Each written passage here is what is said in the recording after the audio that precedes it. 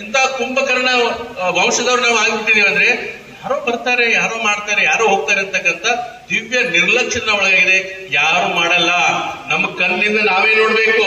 ಯಾರಾದ್ರೂ ಬಂದು ನಮ್ಮ ಕಣ್ಣನ್ನು ಹೀಗೆ ತೆರೆದು ನೋಡಪ್ಪ ಅಂತ ಹೇಳ್ಬೇಕಾ? What a pity condition. ಎಂತ ಒಂದು ಶೋಚನೀಯ ಸ್ಥಿತಿ ಇದು. ನಿಜವಾಗ್ಲೂ ನಾವೇ ಅದನ್ನು ಮಾಡ್ಬೇಕು. ವಿವೇಕಾನಂದರು ಹೇಳ್ತಾರೆ, ಪ್ರತಿಯೊಬ್ಬ ಮನುಷ್ಯ, ಪ್ರತಿಯೊಂದು ರಾಷ್ಟ್ರ ಶ್ರೇಷ್ಠ ಆಗ್ಬೇಕಂದ್ರೆ 3 ಸೂತ್ರವನ್ನು ಅಳವಡಿಸ್ಕೊಳ್ಬೇಕಂತ ಹೇಳ್ತಾರೆ. ಅವು 3 ಮಂತ್ರ ಅಂತ ನಾವು ತಗೊಳ್ಬಹುದು. ಯಾವುದು?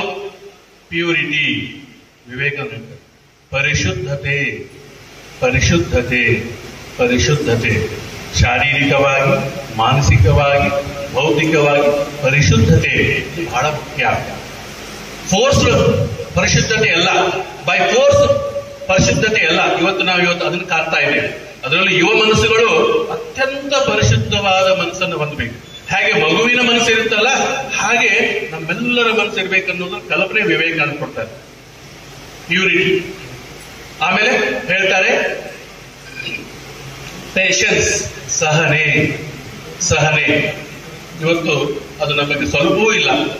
ಎಲ್ಲವೂ ದಿಢೀರಂತ ಆಗ್ಬೇಕು, ಬೇಗ ಅಂತ ಆಗ್ಬೇಕು, 1 ನಿಮಿಷದಲ್ಲಿ ಆಗ್ಬೇಕು. ಆಗ್ಲಿಲ್ಲ ಅಂತಂದ್ರೆ ಅದಕ್ಕೆ ಇನ್ನೇನೋ ನಾವು ಮಾಡ್ಕೊಳ್ತಾ ಇದ್ದೇವೆ. ಇದು ಅಲ್ಲ. ಅನಂತವಾದ ಸಹನೆ, ಅನಂತವಾದ ಸಹನೆ, ಅತ್ಯಂತ ಪರಿಶುದ್ಧತೆ, ಅನಂತವಾದ ಸಹನೆ. ಮತ್ತೆ ಇನ್ನೊಂದು ಹೇಳ್ತಾರೆ ಪರ್ಸಿವರೆನ್ಸ್. ಪರ್ಸಿವರೆನ್ಸ್ ಏನು? ಅವಿರತವಾದಂತ ಪರಿಶ್ರಮ. ಅವಿರತವಾದಂತ ಪರಿಶ್ರಮ.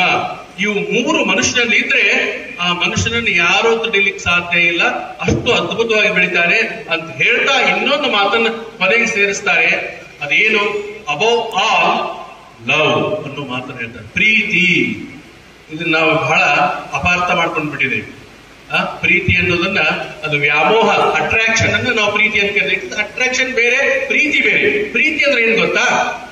ಪ್ರೀತಿ ಅಂದ್ರೆ ಅವನು ಗಿಡವನ್ನು ಪ್ರೀತಿಸ್ತಾನೆ. ನೀವು ಯಾವತ್ತಾದ್ರೂ ಗಿಡವನ್ನು ಪ್ರೀತಿಸಿದಿರಾ? ಗಿಡವನ್ನು ಪ್ರೀತಿಸಿ ನೋಡಿ, ಅದರ ಆನಂದ ಹೇಗೆ ಬರುತ್ತೆ. ಮನುಷ್ಯನ ಪ್ರೀತಿಸಿಕ್ ಹೋದ್ರೆ ಮೋಸಕ್ಕೊಳಗಾಗ್ತೇವೆ.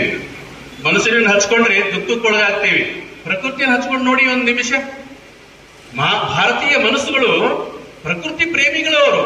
ನಮ್ಮ ಸಂಸ್ಕೃತಿ ಹರಡಿದ್ದೇ ನದಿ ಮತ್ತು ಪ್ರಕೃತಿಯ ಮಡಿಲಲ್ಲಿ ಅಲ್ವಾ? ಗಿಡವನ್ನು ನೋಡಿ, ಗಿಡದ ಒಂದು ನರ್ತನವನ್ನು ನೋಡಿ. ನೀವು ಯಾವತ್ತಾದ್ರೂ ಗಮನಿಸಿದ್ದೇವೆ ನಾವು? ಗಿಡ ನರ್ತನ ಮಾಡ್ತಂದ್ರೆ ನಮ್ಗೆ ಗೊತ್ತೇ ಇಲ್ಲ. ನಾವು ಸುಮ್ಮನೆ ಡಿಜಿ ಹಾಕೊಂಡು ಇನ್ನೊಬ್ರಿಗೆ ಏನ್ ಬೇಕಾದಾಗ್ಲಿ, ಎಂತದ್ ಬೇಕಾದಾಗ್ಲಿ ಹುಚ್ಚರಾಗಿ ಕುಡಿತಾ ಇದ್ದೇವೆ.